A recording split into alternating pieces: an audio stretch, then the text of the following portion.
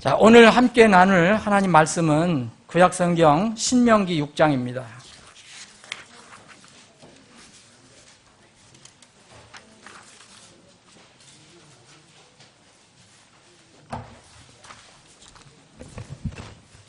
신명기 6장, 여러분 오늘은 그냥 앉아서 읽겠습니다. 1절부터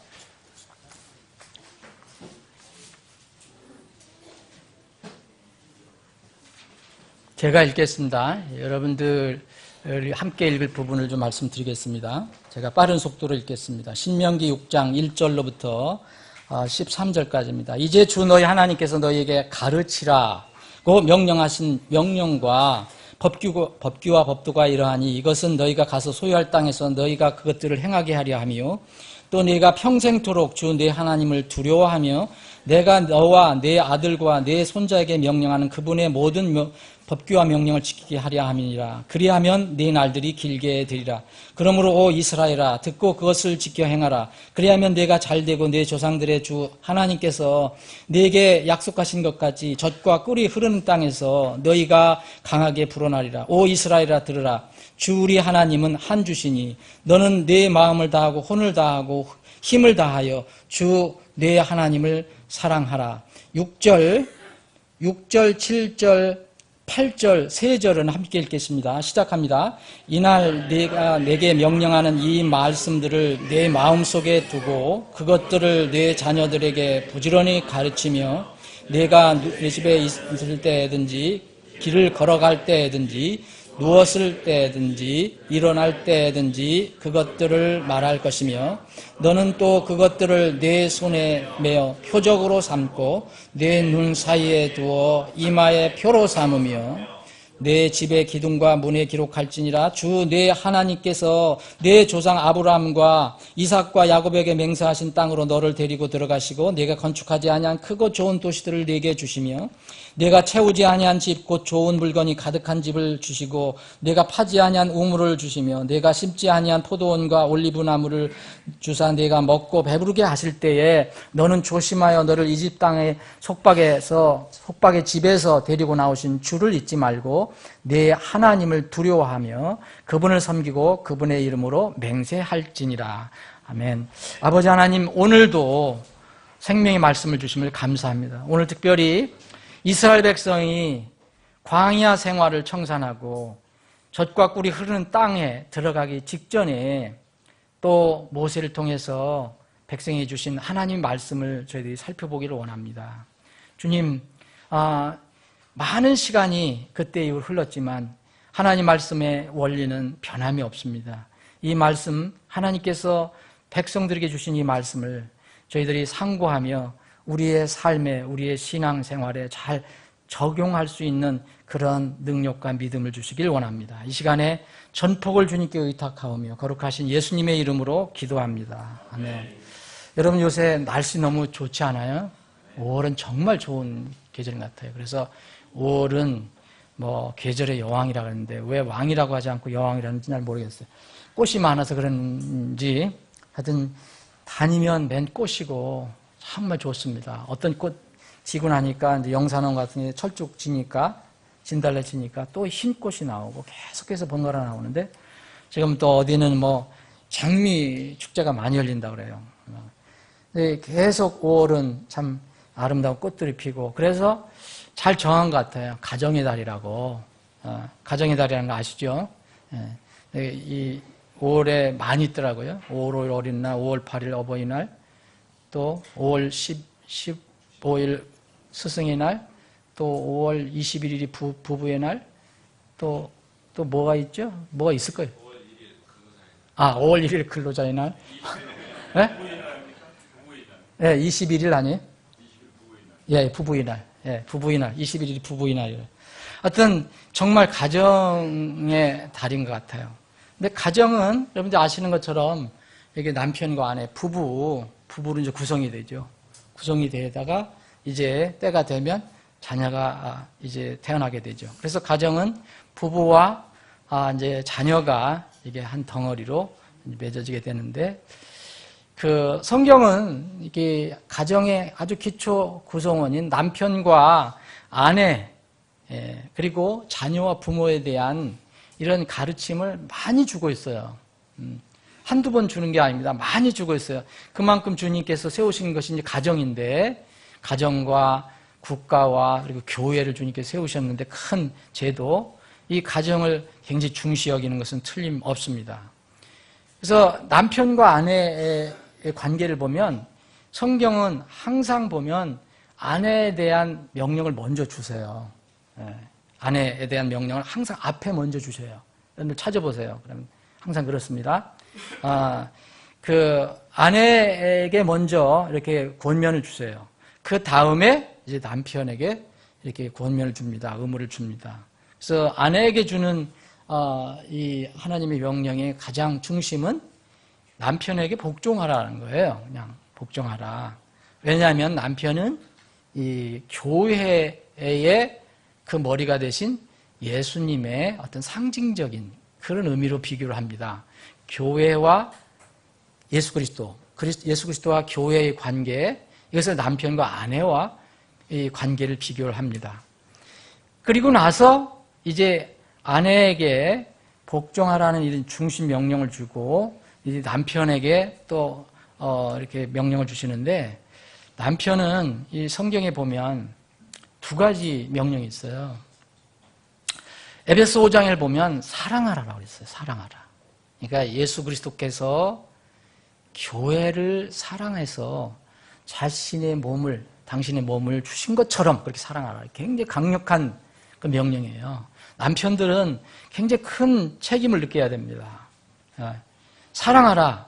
그리고 베드로 전서 3장에 보면 또 하나의 명령을 주시는데, 그 아내를 더 약한 그릇이요 또 생명의 은혜를 함께 상속받을, 생명의 은혜를 함께 상속받을 자로 여기고 뭐라 하냐면, 남편은 아내를 여기서는 존중하라 그렇게 얘기합니다. 존중하라. 그래서 남편은 아내를 이렇게 사랑하는 것뿐만 아니라 존중하라고 얘기합니다. 존중하라. 아내는 남편에게 순종, 복종하라, 이런 명령이 주어졌습니다. 이 하나님의 명령을 이렇게 잘 우리가 따르면 사실 가정은 화목하여집니다.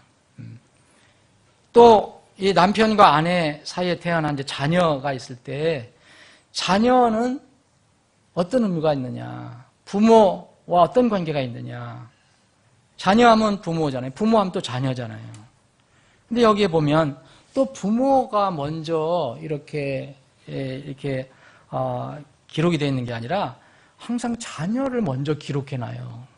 에베소 여기 6장을 읽어보시면 1절부터 3절까지는 자녀에게 명령을 긴 세 줄을 할애해서 명령을 합니다. 근데 부모는 한 절입니다. 그래서 중요하지 않다는 게 아니에요. 그만큼 자녀에게는 명령하는 것이 더 많습니다. 이 자녀에게 주신 하나님께 주신 명령의 핵심은 이겁니다. 자녀들에게 주신 핵심 명령은 뭐죠? 부모에게, 우리 어르신이 효도하라 그랬어요. 하여튼, 효도도 좋고, 부모를 어떻게 하라 그랬어요? 예수님이 부모에게 뭐 해야 하는 거야? 공경하라. 부모를 공경하라 그랬잖아요. 부모를 공경하라. 이거는 10계명 중에서도, 이스라엘 백성이 주신 10계명 중에서도 5번째 계명으로 딱 자리 잡고 있어요.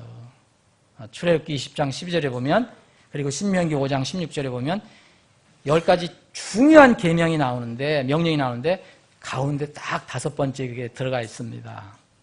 근데 이제 이 명령이 구약에만 명령이 있는 게 아니라 신약에 넘어와서, 신약 대표적인 게 신약 에베소 6장에 보면 이 명령을 그대로 인용을 해서 자녀들에게 세 절을 할애해서 명령을 하고 있습니다. 자녀들이 오래 살고 정말 건강하게 오래 살려면 첫 번째 부모에게 효도해야 돼요. 건강해야 돼요. 부모에게 반역하거나 부모에게 불순종하거나 그러면 좋지 않은 거예요. 하나님께서 정해놓으신 거니까 잘 유념을 해야 됩니다. 그래서 복종해야 됩니다. 부모님께 공경하고. 이 10계명 중에서 여러분 10개 계명은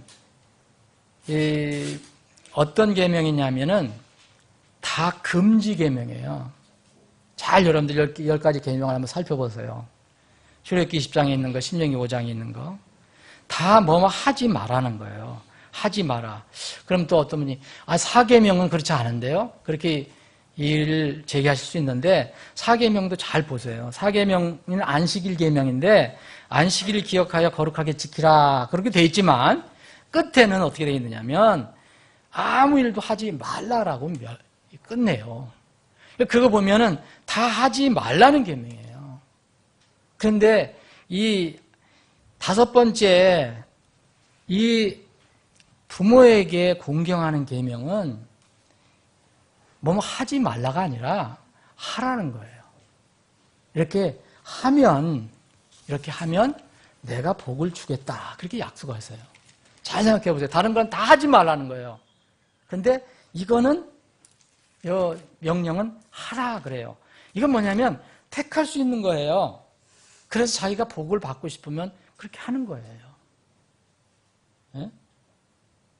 내 아버지와 어머니를 공경하라. 그리하면 주 내 하나님이 내게 주는 땅에서 날들이 길리라. 이런 조건을 붙여놓은 건 또 여기 이 성경뿐이에요. 이 명령뿐이에요. 귀중하게 생각해야 됩니다. 제가 매년 한 번씩은 얘기하는데 우리 자녀들이 우리가 나이가 들어도 제가 60이 넘은 이 사람이지만 어르신이 있잖아요. 부모가 있잖아요. 그죠? 다 마찬가지예요. 다 해당되는 거예요. 우리 아이들에게만 해당되는 게 아닙니다. 그래서 그거를 에베소 6장에는 더 길게 풀어서 얘기를 해줬어요. 분명히. 정말 잘 되고 장수하게 된다. 그래서 부모 거역하고 부모에게 불순종하는 사람이 잘 된 건 없어요. 세상에 그런 게 없어요. 잘 우리가 생각을 해봐야 됩니다. 그러면 부모님은 의무가 비록 여기 에베소에서는 한 장으로 되어 있지만 성경 전체를 이렇게 보면 의무는 더 많아요. 부모는 성경을 찾아보면 더 훨씬 많습니다. 오늘 본문 말씀도 있고 여기 신명기 4장에도 있는데 보면 뭐냐면 가르치라는 거예요. 가장 큰 의무 중에 하나가 가르치라는 거예요. 이게 부모에게 주었어요. 그런데 우리는 자칫 이 하나님의 굉장히 강력한 명령을 우리는 등한히 할 수가 있습니다. 가르쳐라. 신명기 4장 9절에도 보면 여기만 6장이 이야기한 게 아닙니다. 오직 너는 스스로 조심하여 힘써 내 오늘 지키라. 내 눈이 본 일을 내가 잊어버릴까 염려하라. 내 평생 동안 그 일들이 내 마음에 떠날까 염려하라. 오직 그 일들을 내 아들들과 내 손자들에게 가르치라. 계속 대를 이어서 가르치라 얘기합니다. 가르치는 거는 끝이 없어요. 오늘 본문 말씀에도 나오지 않습니까? 분명히 가르치라 그랬어요. 1절에도 가르치라. 자녀들에게 7절에도 그것들을 내 자녀들에게 부지런히 가르치며 부지런히 가르치라. 그래서 부모에게 주신 명령 가장 큰 거는 가르치는 겁니다. 여기 에베소 6장 4절에도 어떻게 되어 있습니까? 한 절이 되어 있지만 주의 교육과 훈계로 양육하라 그랬어요. 주의 교육과 훈계로 양육하라. 물론 양육이라 하면은 먹고 입히는 것도 들어가겠죠. 그렇지만 거기는 그것을 구체적으로 명시하지 않고 이제 주의 교육과 훈계예요. 이거 말씀을 가지고 가르치라라고 얘기합니다.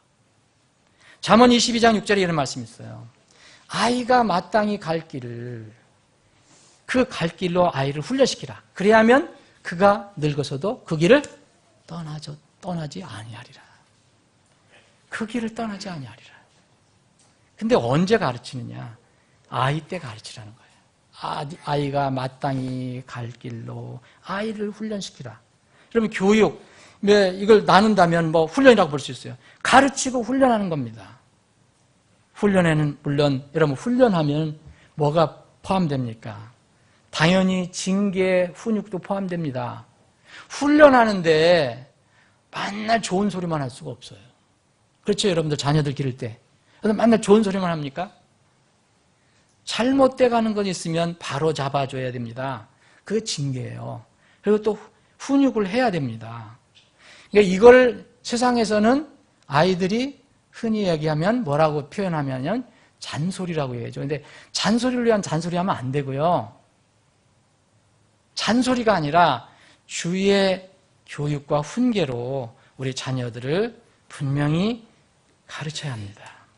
근데 오늘 여기 우리가 22장 6절에 지금 귀한 말씀을 우리가 늘 알고 있지만 아이를 훈련시키라고 했지 어른을 훈련시키라는 말은 안 해요.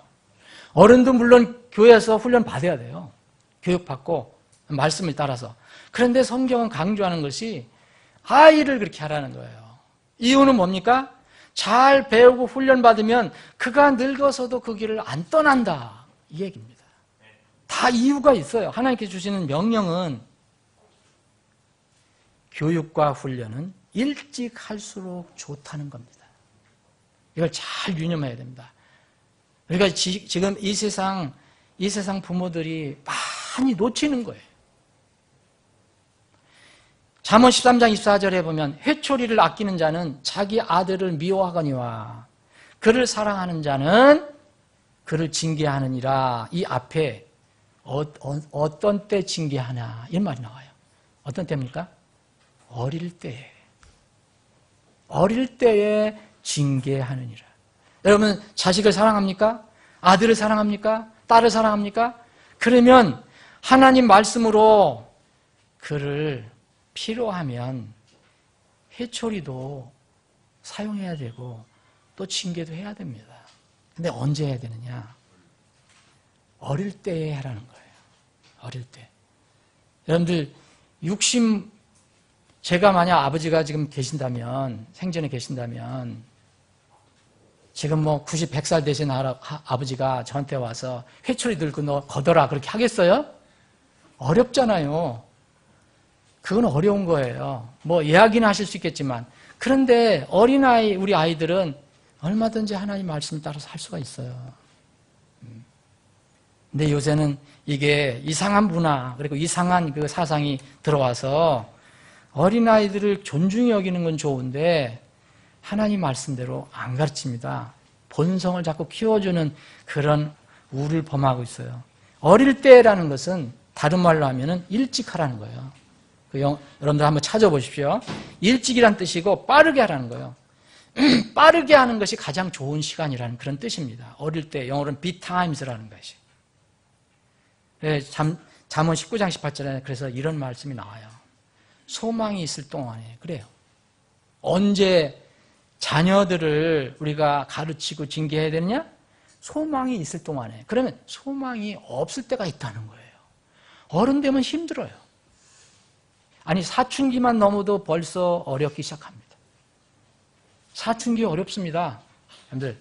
그 사춘기에 여러분들이 어려움을 겪는다는 것은 벌써 어렸을 때부터 주님의 말씀을 안 따랐다는 결론이에요.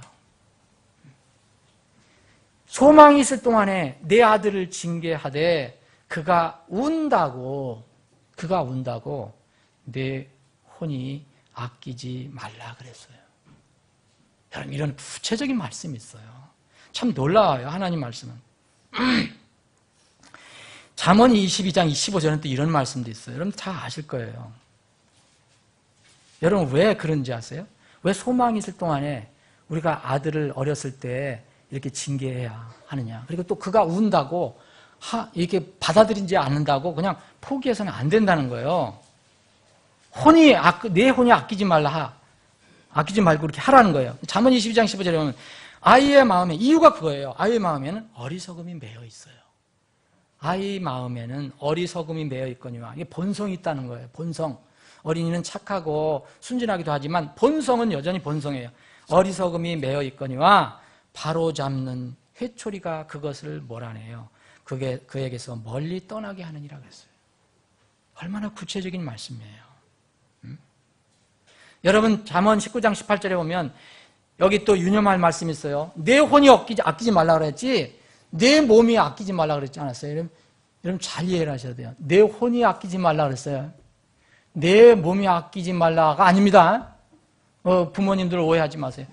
몸이 아끼지 않으면 폭력을 쓸 수가 있어요. 그렇죠? 내 몸을 아끼지 않고 이렇게 징계를 한다는 거예요. 근데 성경은 그 말씀이 아닙니다. 내 혼이 아끼지 말라는 거예요. 사랑하는 마음으로 하나님 말씀을 따라서 자녀를 잘 가르치고 훈련시키라는 거예요. 이게 가장 큰 부모의 의무예요. 그 다음에 보면 공급을 해야 되잖아요. 먹이고 입히고 재워주는 것. 그리고 디모데전서 3장에 보니까 자녀를 잘 다스릴 줄 알아야 된다고. 물론 자녀를 사랑으로 가르쳐야 합니다. 그런데 이런 자녀 교육, 훈련을, 의무를 소홀히 할 때 하나님 말씀은 땅에 떨어지지 않거든요. 이게 소홀히 할 때 반드시 나쁜 열매를 거둬요. 우리가요. 적든 크든 거둡니다. 잠언 29장을 제가 한번 읽어보겠습니다. 잠언 29장.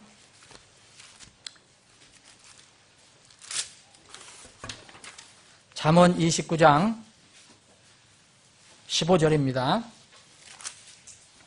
회초리와 꾸짖음은 지혜를 주거니와 제멋대로 버려둔 자식은 자기 어머니에게 수치를 가져오느니라. 하나님 말씀입니다. 17절. 내 아들을 바로잡으라.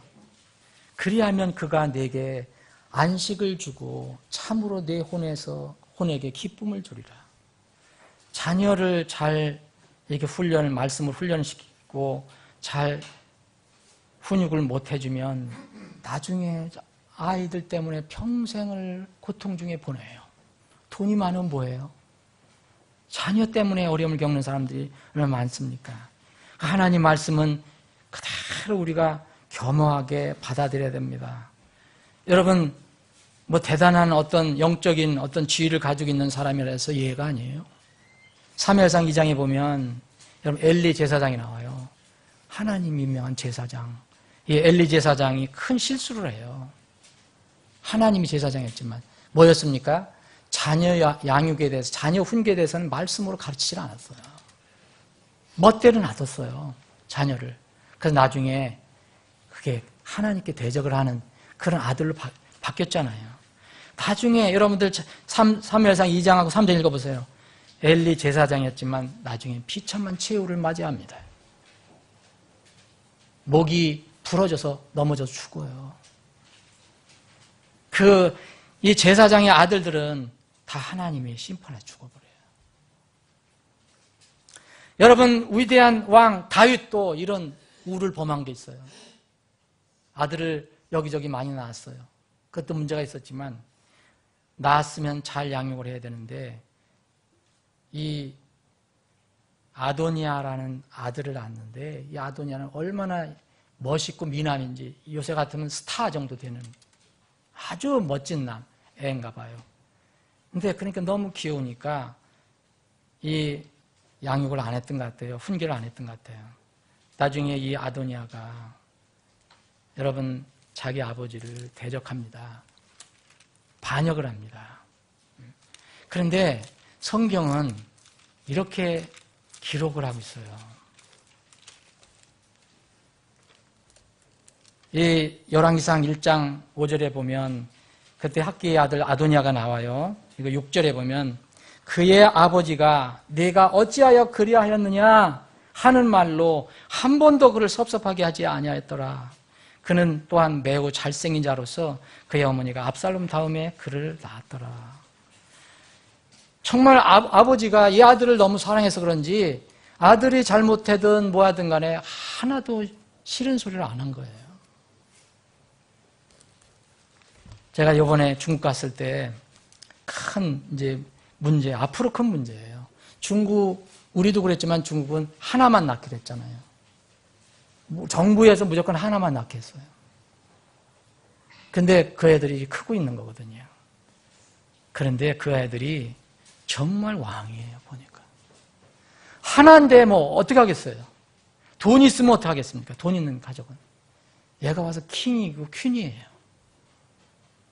전혀. 물론 그들은 이게 중국은 뭐 성경을 잘 인정하지 않는 나라지만 그런 하나님 말씀도 몰라서 하지만 기본적인 그런 것도 안 해요. 저는 우리나라 아이들이 그 식당에서나 어떤 공공장소에서 이렇게 어려운 애들만 있는 줄 알았더니 중국은 더한 것 같더라고요. 놀란 것이 이번에 교회 갔는데 아이들이 막 돌아다니는데도 목사님이 가만히 있어요. 놀랐어요. 근데 그 목사님이 아이들은 가만히 놔두고 누가 핸드폰 소리 나니까 얼마나 어미 꾸짖는지 몰라요. 그 좀 이상하다. 저는 그렇게 생각했어요. 이건 좋은 게 아닐 것 같아요. 중국은 앞으로 그게 참 문제가 될 것 같다는 생각이 듭니다. 우리가 말씀으로 아이들을 잘 이렇게 양육하면 사랑으로, 그럼 그 아이들이 분명히 좋은 결과를 얻게 될 것입니다.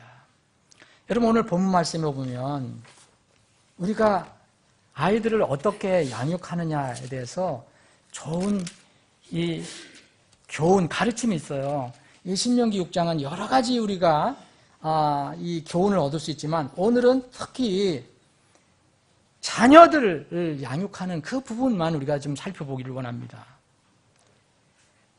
가르치는 것이 꼭 필요해요. 부모의 최고의 의무예요. 예? 의무인데 어떻게 가르치느냐. 먼저 가르치는 자가 준비가 돼야 된다는 거예요. 성경은 철저하게 이걸 가르쳐주고 있습니다. 레위기 10장을 먼저 보겠습니다. 레위기 10장에 보면 여러분들 찾기 어려우시면 제가 빨리 읽겠습니다. 레위기 10장 8절부터 11절이 있는데 아론에게 먼저 얘기해요. 너는 이런 거 하지 마라. 술 먹지 마라. 그래 네가 이 하나님 앞에 나오다 술 먹으면 죽는다. 그래 10절에 보면 그리하여 너희가 거룩한 것과 거룩하지 아니한 것, 부정한 것과 정결한 것 사이에 구별을 두고 먼저 이것을 알아야 된다는 거예요. 그럼 뒤에 11절 이로써 주가 모세의 손으로 말한 모든 법규를 이스라엘 자손에게 가르칠 수 있으리라. 그 다음에 가르칠 수 있는 거예요. 오늘 본문도 여러분들 보세요. 여기에 보면은 이날 여기 6장 6절에 보면 이날 내가 네게 명령한 이 말씀들을 네 마음속에 두고 그랬어요. 이게 선행이 돼야 돼요. 이 앞에 있는 것을 누구한테 얘기했습니까? 어떤 한 사람에게 얘기한 거예요. 너라고 했으니까 물론 이스라엘 포함이지만 여기 이제 5절에 보면 너는 내 마음을 다하고 혼을 다하고 힘을 다하여 주 내 하나님 사랑하라. 이날 내가 네게 명령하는 이 말씀들 여러 가지 말씀이 있잖아요. 여기에 2절에도 법규와 명령이 있어요. 그렇죠? 1절에도 나오고요. 이런 것들을 내 마음속에 먼저 두라는 거예요. 우리 부모님들 명심해야 됩니다. 저를 포함해서 어른들 명심해야 됩니다. 그런 뒤에 여기 7절에 보면 그것들을 내 자녀들에게 부지런히 가르치라 얘기했습니다. 어디에 있는 걸 가르치라고 했습니까? 법규, 하나님의 명령을 가르치는데 그것을 어떤 책에 있는 것을 가르치는 게 아니고 물론 거기서 나오는 거예요. 어디 있는 거? 내 마음속에 있는 것을 가르치라는 거예요. 내 마음속에 둔 것을 꺼내서 가르치라는 거예요. 얼마나 중요한 책임입니까? 자녀들을 가르치면서 이제 우리가 내 마음속에 있는 것을 그것을 자녀들에게 가르치는데 자녀들을 가르치면서도 그 가르치는 내용이 가르치는 부모나 교사나 선생님의 삶에 지속적으로 적용되어야 됩니다. 정직하게 적용이 돼야 돼요. 우리가 완벽하지는 못하더라도 이게 원리예요. 7절부터 보시면 여기 부지런히 가르치며 그랬어요. 거기까지 끊어진 거예요, 사실은. 그 다음에 내가 내 집에 앉았을 때든지 길을 걸어갈 때든지 누웠을 때든지 일어날 때든지 그것들을 말할 것이며 이제 가르치면서 말한다는 거예요. 여러분들의 언행이 다 여기에 먼저 맞아야 돼요. 이게 왜 우리가 가르치는 게 쉽지 않으냐면 부모나 교사나 어른들이 본을 보이기가 어렵기 때문에 그렇습니다. 이것을 다시 말하면 오늘 이 17절에 보면 여기 17절에 보시면 너희는 주 너희 하나님께서 내게 명령하신 바 그분의 명령과 법규를 중언과 법규를 부지런히 지키라. 너는 주의 눈앞에서 바르고 선한 것을 행할지니 그리하면 네가 잘되고 주께서 내 조상들에게 맹세하신 좋은 땅으로 들어가 그것을 소유할 것이요. 주께서 말씀하신 대로 내 앞에 내 모든 원수를 내쫓으리라. 20절 보세요. 뭐라 했습니까? 이후에 반드시 우리가 마음속에 먼저 두어야 돼요. 하나님 말씀을. 이후에 내 아들이 내게 묻기를 뭐 하나님께서 당신들에게 명령하신 증언과 법규와 법도가 무엇을 뜻하나이까 이렇게 하거든 너는 그렇게 묻는 아들에게 이렇게 대답하라. 그런 얘기예요. 먼저 어디에 있습니까? 내 마음에 있습니다. 내 마음에. 그런데 우리가 먼저 이 하나님 말씀을 내 마음에 두고 자녀들을 가르치면서 그 내용은 내 언행에 뒷받침이 되어 있다는 거예요. 집에 앉아 있을 때든지 여러분 집에서만 또 좋은 모습 보이면 안 되잖아요. 길에 나갈 때든지 또 누워있을 때든지 일어날 때든지 항상 그 모습을 보여줘야 된다는 거예요. 그래야 가르침에 큰 효력이 나온다는 거예요. 그런 뒤에 하나님의 은혜를 가르치면요 거의 다 들어가게 돼 있어요. 최고의 교육 방법, 이 세상의 최고의 교육 방법, 유명한 교육학자들, 사상가들 얘기하지만 절대 그 최고가 아닙니다, 여러분. 전부 본성만 부추기는 거예요. 사람의 본성, 어린아이의 좋은 점도 있지만 본성을 가지고 나요, 어린아이들. 그걸 부추기는 교육을 많이 하는 거예요. 인격이란 이름으로. 우리가 인격 존중하지만 인격이란 이름으로 나쁜 것까지 다, 잘못된 것까지 다 덮어주는 게 아닙니다, 여러분. 근데 이 세상은 그렇게 가고 있거든요, 지금. 최고의 교육 방법은요, 가르치는 자, 부모, 교사, 선생, 모든 이런 자들이 가르침을 받는 자 앞에서 솔선수범을 보여야 됩니다. 이기적이지 아니하고 자기 희생적인 모습을 보여줄 때 교육에 가장 큰 효과를 발휘합니다. 여러분, 부모, 어른들이 자녀, 아이들에게 본을 보여야 하는 분야는 뭐가 있을까요, 여러분? 집에 앉아있을 때든지, 길을 걸어갈 때든지, 누워있을 때든지, 일어날 때든지, 그것들을 말하라고 그랬잖아요. 여러분, 신앙의 모든 분야입니다. 고르지 마세요. 여러분들 신앙의 분야에서 나 이 부분만 가르쳐주겠다. 그렇게 주님께서 말씀하신 게 아니에요. 예를 들어서 하나님 예배드리는 여러분들 모습을 자녀들에게 보여주세요. 보이려고 보이지 마시고 삶으로 보여주세요. 정직하게. 주의를 중요시 여기는 모습을 보여주세요. 예배드리고 기도하는 거, 찬양하는 걸 중요하게 여기는 모습을 보여주세요. 여러분들이 그 하나님께 경배드리고 예배드리는 것을 가볍게 여기고 무시하고 그러면 아이들 반드시 본을 받습니다. 나중에 가서 걔들에게 너 하나님 예배드려라. 급할 때 하나님 잘해라. 의미가 없어요. 능력이 없어요. 그런 가르침은. 여러분, 사실은 천재지변이나 몸이 아픈 경우를 제외하고는요, 우리는 우리 일을 사실 우리 마음대로 조정할 수 있어요. 몸이 아프면 어쩔 수 없죠. 천재지변이 일어나면 어쩔 수 없죠. 근데 그 외에는요, 다 우리가 조절할 수 있어요. 잘 생각해 보세요, 여러분. 하나님을 먼저 우애할 것이냐, 세상 친구나 세상 친적이나 가족이나 아니면 친구를 더 우애할 것이냐, 세상 일을 우애할 것이냐, 다 거기에 달려 있어요. 제가 구체적으로 말씀 안 드려도 여러분들은 아마 인정하실 것입니다. 심지어는요, 이 성경에 보면 고린도서 14장에 보면 이 고린도 교회의 은사에 관해서 나오잖아요. 대언자, 그때 당시엔 대언자가 있어요. 갑자기 하나님부터 대언의 영이 쏟아졌어요. 그럼 말을 해야 돼요. 그럼에도 불구하고 이 고린도서 14장 32절을 보면 대언자들의 영은 대언자들에게 통제를 받나니라 그랬어요. 하나님은 대언의 영이 중요한 게 아니라 대언자를 더 소중히 여긴 거예요. 그 사람을 쓰신 거예요. 그 사람을.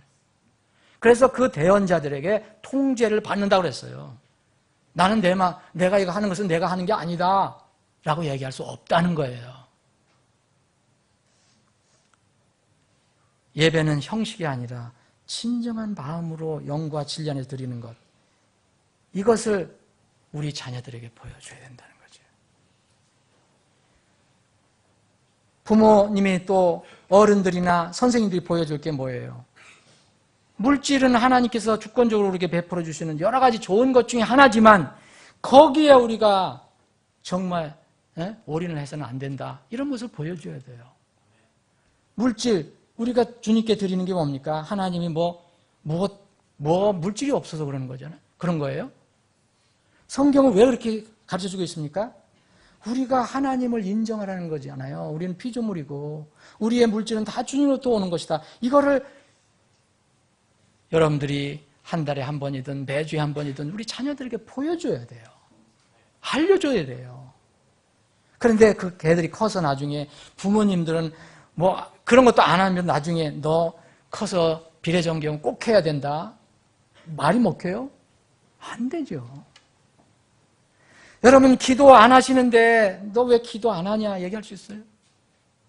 우리가 성경을 읽지도 않으면서 제 성경을 좀 읽어야 하는데 내가 전도 선교에 대한 관심이 없는데 우리 자녀들에게 어떻게 그걸 얘기할 수 있어요? 내가 하나님 보시기에 합당하게 정말 그리스도인다우게 이렇게 복장을 갖춰야 하는 이런 모습을 보여주지 않는데 우리 자녀들에게 어떻게 그렇게 입으라고 얘기할 수 있어요?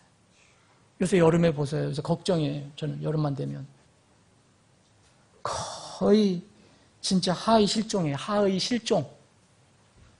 우리가 자녀들을 가르칠 때 부모들이 먼저 본을 보여주고 성경을 가르쳐줘야지 그들에게 능력이 될 거 아닙니까?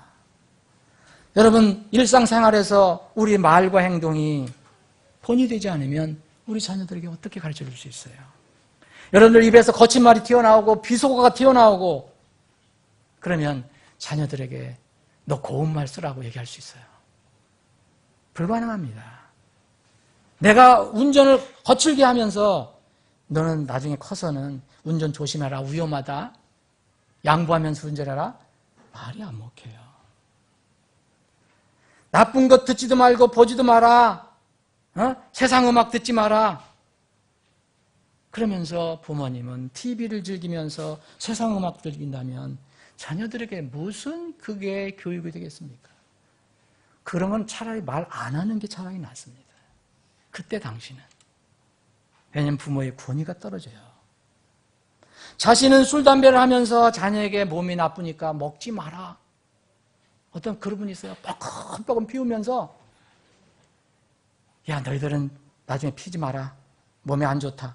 그게 몸에 안 좋다는 게 그게 자녀들에게 들어갑니까 그게? 우리 아빠는 뭐가 좋으니까 저렇게 피우는데. 얼마 전에 우리 집사람하고 이렇게 마트에 가다가 이 엘리베이터 앞에서 잠깐 기다리는데 깜짝 놀랄 소리를 들었어요. 어떤 엄마하고 딸 같아요. 근데 딸도 어린 딸이 아니에요. 큰 딸이에요. 근데 뭐라 했냐면요. 이거 그대로 내가 기억한 거입니다. 엄마, 로봇 나오는 것 볼까? 사람 죽이는 것 볼까? 무슨 얘기인지 아세요? 영화 얘기하는 거예요, 영화. 로봇 나오는 것 볼까? 사람 죽이는 것 볼까? 왜 영화를 고르는데 어떤 영화를 볼 거냐 이거예요. 이제 엄마하고 같이 가는가 봐요, 영화. 거기 마트 같은 데 보면 영화가 또 있잖아요. 그런데 로봇 나오는 신나는 그거 볼까? 아니면 사람 막 죽이는 거 그거 볼까? 이 둘 중에 하나를 고르라는 거예요. 근데 말을 사람 죽이는 걸 볼까? 이렇게 해서 그대로 말씀드리는 거예요. 여러분, 이 딸이 스스로 그렇게 자랐을까? 그런 생각이 들어요. 그 부모가 만날 그런 거 보아서 좋아했으니까 이제 딸이 이런 영화 보여드리라고 될 거 아니냐? 이런 생각을 했던 거 아닐까요? 사랑하는 여러분, 우리가 하나님께서 우리에게 가르치라는 명령을 주셨고 자녀들에게 이 가르치는 것을 가르치는 의무를 등한히 할 때는 분명히 나쁜 열매를 우리가 거둬야 된다는 것도 주님께서 알려주셨는데 이유는 이겁니다. 오늘 여기 보면 이게 신명기 6장에 보면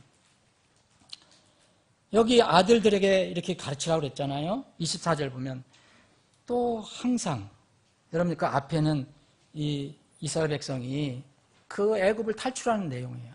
하나님의 은혜로 애굽을 탈출했어요. 구원을 받았어요.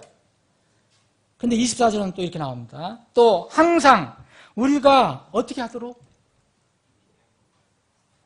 행복하도록. 여러분 왜 1절, 6장 1절, 2절 왜 가르치라? 왜 하나님 말씀을 가르치라? 하나님 말씀을 가르치라? 하나님 명령을 가르치라? 이유가 뭡니까? 하나님께서 우리를 괴롭히려고? 어떤 사람들은 쉽게 그렇게 얘기해요. 하나님 명령, 하나님 말씀 얘기하면 율법적인 거 아니냐. 그건 그런 참 무서운 얘기예요. 율법적이라는 것은 하나님을 믿고 구원받을 때 우리의 행위로 그런 율법을 지켜서 하나님의 그 호의를 얻으려고 하는 것, 그게 율법적인 것이에요. 그런데 율법이란 말은 법적인 거거든요. 하나님 말씀적이란 거예요. 근데 왜 우리가 하나님 말씀을 따르는데 그걸 왜 율법이라고 자꾸 몰아붙이는지 모르겠어요. 하나님 명령을 거부하는 거 아니에요, 이게 지금. 자, 우리를 하나님 말씀을 따라서 그대로 믿었더니 구원의 방법을 믿었더니 구원을 받았고 이스라엘 백성에게 적용한다면 또 여러 가지 법규 하나님 명령을 왜 주셨느냐? 또 항상 우리가 행복하도록 주께서 우리에게 이 모든 법규를 행할 것과 주 우리 하나님을 두려워할 것을 명령하셨으니 이것은 그분께서 이날과 같이 우리를 살려 보존하시려 함이니라. 행복한 게 뭡니까, 여러분? 행복한 거. 여러 가지 시간관계에서 말씀 못 드리겠지만 여기 행복하도록 한 것과 함께 이 뒤에 24절 뒷부분에 보면 이날과 같이 우리를 어떻게 해요? 살려서 보존하시는 거예요. 그리고 25절 끝을 보니까 그분께서 우리에게 명령하신 대로 우리가 우리 하나님 앞에서 이 모든 명령을 지켜 행하면 그것이 곧 우리의 의가 되리라. 하나님의 의가 되게 하신다는 거예요. 아버지, 우리 하나님을 아버지로 부릅니다. 아버지의 유익을 챙기시기 위해서 우리의 자녀들을 괴롭게 하기 위해서 명령하시는 것이 아니라 우리의 자녀들의 유익을 위해서 하나님은 말씀하시는 거예요. 이걸 우리가 자녀들로서 아버지의 뜻을 이해를 해야 됩니다. 우리 아버지가 곤궁하고 무엇이 먹으실 것이 없고 부족해서 우리에게 또 이익을 챙기려고 그렇게 하시는 것이 아니라 우리가 유익해지려고, 우리가 행복해지게 하시기 위해서 이렇게 하신다고 기록을 하고 있습니다. 신명기 10장 제가 또 한번 읽어보겠습니다. 10장 12절 이제 이스라엘아 주 내 하나님께서 네게 요구하시는 것이 무엇이냐? 오직 주 내 하나님을 두려워하며 하여 그분의 모든 길로 걷고 그분을 사랑하며 또 내 마음을 다하고 혼을 다하여 주 내 하나님을 섬기며 내가 이날 내 행복을 위하여, 여러분 거기 언더라인 하실 수 있는 분 하세요. 내 행복을 위하여 내게 명령하는 주의 명령과 그분의 법규를 지키는 것이 아니냐? 왜 우리가 하나님 말씀을 따릅니까? 우리가 완전히 자유롭게 살 수 있는데, 멋대로 살 수 있는데, 우리 육신의 즐거움대로 살 수 있는데 왜 우리가 그리스도인들이 이렇게 살아야 합니까? 왜 말씀을 따라야 합니까? 아버지를 위해서 하는 게 아니에요. 우리 자신을 위해서 하는 겁니다. 우리 자신의 유익과 행복을 위해서 그렇게 하는 겁니다. 여러분 왜 하나님께 헌금을 드립니까? 물질을 왜 드립니까? 하나님이 공궁에서 빌립보서 4장 읽어보시면 우리 계정에 하나님께서 채워주시기 위해서 우리가 이것을 알 때까지는 너무 오랜 시간이 걸리는 거예요. 우리 육이 강하기 때문에. 하나님께서 베푸시는 것은 선이라고 그랬어요. 선. 이 선은 아주 여러 가지 방향으로 씁니다. 유익한 거, 이익, 또 복지라는 것은 웰페어, 이 행복, 이건 다 이 선입니다. 말씀을 정리하겠습니다. 5월 가정의 달에서 우리가 생각해 볼 게 뭐냐? 서로 가정의 관계를 생각해 보지만 하나님께서 우리에게 주신 명령이 무엇이냐? 내게 해당되는 게 뭐냐? 그걸 우리가 신실하자. 그럼 가정은 평안해집니다. 특히 자녀와 부모의 관계, 자녀들은 부모에 효도하고 공경해야 됩니다. 말씀 안에서 그렇게 해야 됩니다. 부모는 사실 더 큰 책임이 있어요. 무슨 책임이냐? 가르치고 훈련하는 겁니다. 아이를 그냥 놔두면 성경 말씀대로 나중에 걔를 미워하는 겁니다. 걔는 잘못되게 되어 있어요. 그대로 먹고 입히는 것만 대주면. 하나님께서 우리에게 이렇게 요구하시는 것은, 하라고 명령하시는 것은 하나님 자신의 이익을 위해서 하는 게 아니라 사랑하는 여러분과 저 자신을 위해서 그렇게 하라는 것입니다. 세상에는 많은 문제들이 있어요. 여러분들이 문제를 가지고 있어요. 저도 가지고 있어요. 우리 가정도, 여러분들의 가정도 다 문제를 가지고 있어요. 어떻게 해결할까요? 기상천외한 비법 없습니다. 그런 비법이 있으면 저한테 좀 알려주세요. 신비한 방법 없습니다. 뭐 어디 가서 3일 금식 기도하고 그래봐야도 신비한 방법 안 나옵니다. 이미 우리는 방법을 다 가지고 있어요. 여러분들이 가지고 계신 성경 안에 있어요. 주문을 외우고 두드리면 금이 나오는 도깨비 방망이 이 세상에 없어요. 믿음으로 사는 것뿐입니다. 하나님의 전능하신 하나님, 이 하나님 말씀대로 살아가는 겁니다. 부족하더라도 그분을 따라가는 겁니다.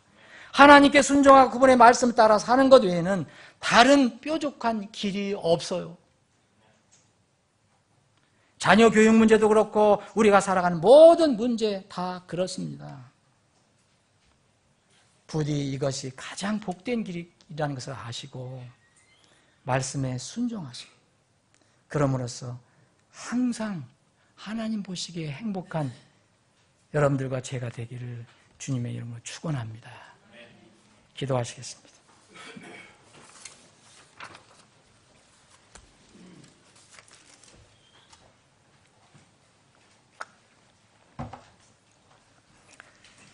또 항상 우리가 행복하도록 주께서 우리에게 이 모든 법규를 행할 것과 주 우리 하나님을 두려워할 것을 명령하셨으니,